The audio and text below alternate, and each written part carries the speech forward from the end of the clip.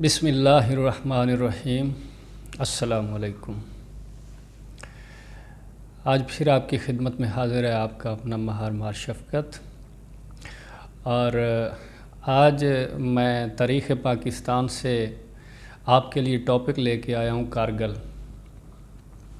تو آپ نے پہلے بھی کارگل کے بارے میں بہت پڑھا ہوگا، سنا ہوگا، اور وہ یکسر غلط تاریخ آپ نے پڑھی ہے، آپ نے غلط سنی ہے، اور آپ کے بچے بھی غلط تاریخ پاکستان پڑھ رہے ہیں۔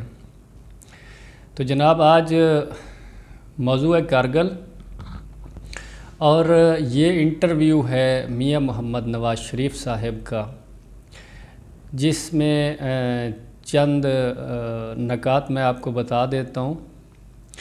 وزیر اعظم سے پوچھے بغیر 4 ماہ تک فوج کارگل میں بیٹھی رہی۔ مجھے واجپئی کے ذریعے پتہ چلا کہ ہماری فوج کیا کر رہی ہے۔ جنگ کا فیصلہ صرف جرنیلوں نے نہیں بلکہ پوری قوم نے کرنا ہوتا ہے۔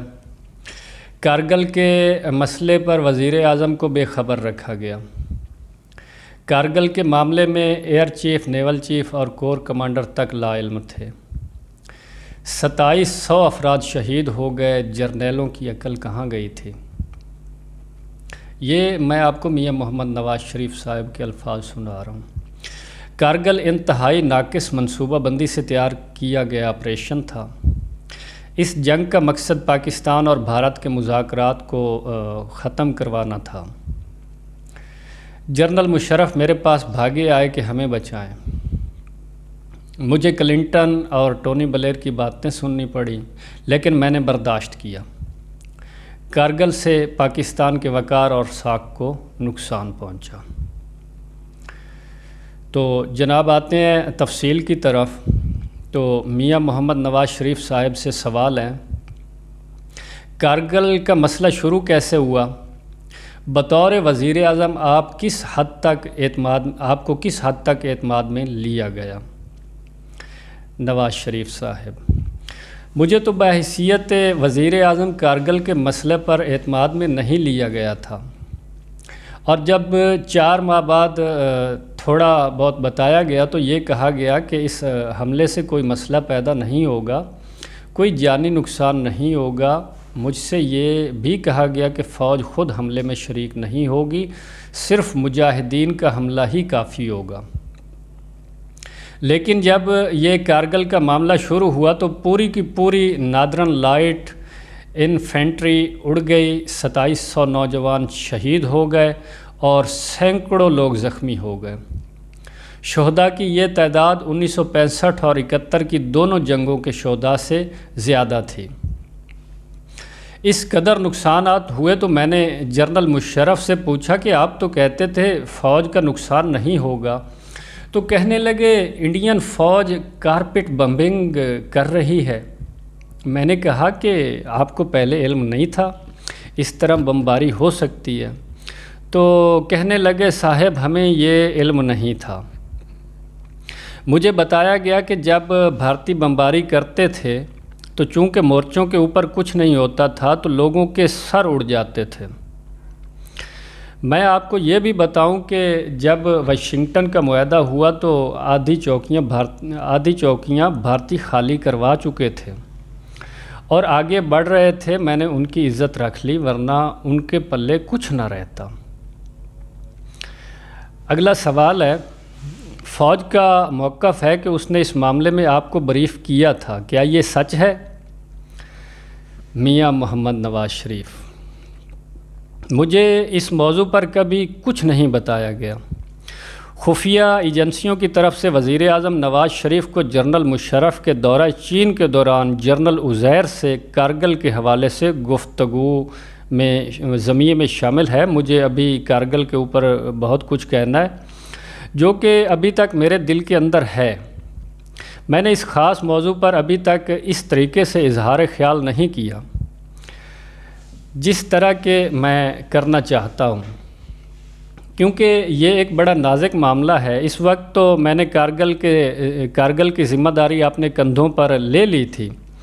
میں نے ذمہ داری اس لیے لی تھی کہ میں اپنی فوج کو کسی بھی قسم کی بڑی شرمندگی سے بچاؤں گا، اور یہ ایک حقیقت ہے، اس میں کوئی مبالغہ آرائی نہیں ہے۔ کارگل ایک لمبی کہانی ہے۔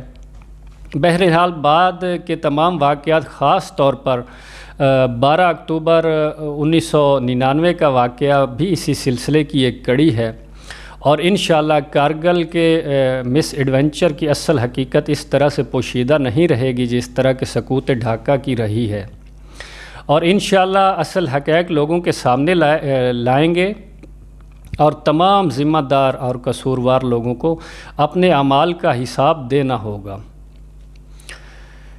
پھر سوال ہے، میاں صاحب فوج اگر کارگل کو فتح کر رہی تھی اور اس نے آپ کو نہیں بھی بتایا تھا تو آخر اس میں حرج ہی کیا تھا؟ شاید وہ آپ کو کوئی سرپرائز دینا چاہتے ہوں۔ نواز شریف صاحب: پاکستان کے مسلح افواج کو یہ حق حاصل نہیں کہ وہ وزیر اعظم یا وفاقی حکومت کی پیش کی منظوری کے بغیر کوئی مہم جوئی کرے یا کسی مہم کے لیے تیاری کرے۔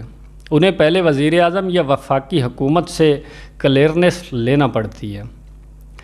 در حقیقت جنگ جرنیلوں کے ذریعے نہیں لڑی جاتی، بلکہ یہ قوم اور ملک کے ذریعے لڑی جاتی ہے۔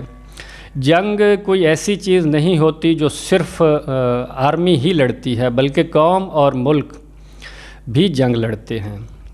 جنگ صرف ملٹری کی سرگرمیوں تک محدود نہیں ہوتی، بلکہ اس میں ملک سے متعلقہ ہر چیز آ جاتی ہے۔ اللہ معاف کرے اگر ہمارا ملک جنگ ہار جاتا تو صرف پاکستانی فوج یہ جنگ نہ ہارتی بلکہ پورا ملک یہ جنگ ہار جاتا۔ اس لیے یہ ضروری ہے کہ کسی بھی مسئلے کے حل کے لیے صرف فوجی جرنیلوں کو فیصلہ نہیں کرنا چاہیے، بلکہ ساری قوم اور سیاسی قیادت کو فیصلہ کرنا ہوتا ہے کہ اب کیا کیا جائے۔ کارگل کے سیاسی مقاصد: میاں صاحب آپ کے حامی کچھ لوگ کہتے ہیں کہ کارگل ایک ایسی سیاسی حکمت عملی کا نام تھا جس کا اصل مقصد آپ کو اقتدار سے الگ کرنا تھا۔ میاں محمد نواز شریف: ہو سکتا ہے ایسا ہی ہو، لیکن میں نہیں جانتا کہ اس وقت منصوبہ بندی کرنے والوں کے ذہن میں کیا چل رہا تھا۔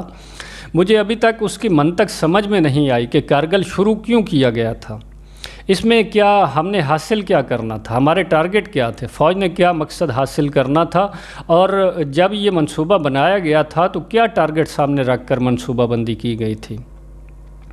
کم از کم پولیٹیکل لیڈرشپ کو تو واضح علم ہونا چاہیے تھا کہ ہم نے اس سے کیا حاصل کرنا ہے۔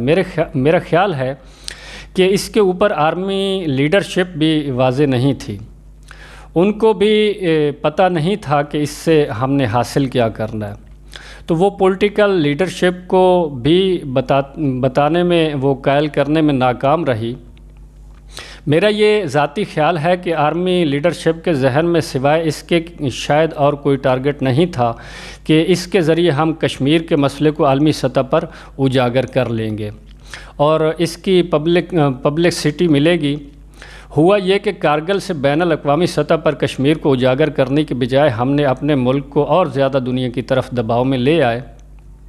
کوئی دہشت گردی کی تہمت لگا رہے ہیں، کسی نے روگ آرمی کا ذکر کرنا شروع کر دیا، کسی نے کہا کہ پاکستان خواہ مخواہ لڑائی کی طرف چل پڑا ہے، جبکہ دونوں ملکوں کے درمیان جو امن کا سفر شروع ہوا تھا، تو میں سمجھتا ہوں کہ یہ ایک دکھ اور افسوس کی بات ہے، اور ممکن ہے کہ جب اس معاملے کے شواہد اکٹھے ہوں گے تو میں کسی نتیجے پر پہنچوں گا۔ ممکن ہے کہ اس وقت پاکستان کی حکومت کو یا مجھے اقتدار سے الگ کرنے کے لیے یہ ایک سازش ہو جس میں یقیناً پاکستان کے اندر جو پاکستان کے دشمن ہیں ان کا ہی ہاتھ ہو، لیکن اس پر حتمی رائے قائم کرنے کے لیے ہمیں کچھ اور اطلاعات کی بھی ضرورت ہے۔ جب انشاءاللہ وقت آئے گا تو وہ اطلاعات ہمیں ضرور ملیں گی۔ تو اسی کے ساتھ اس ویڈیو سے اجازت چاہتا ہوں، اور اگلی بات سننے کے لیے اگلے کلپ پر تشریف لائیے گا۔ اسی کے ساتھ اجازت چاہتا ہوں۔ اللہ نگہبان۔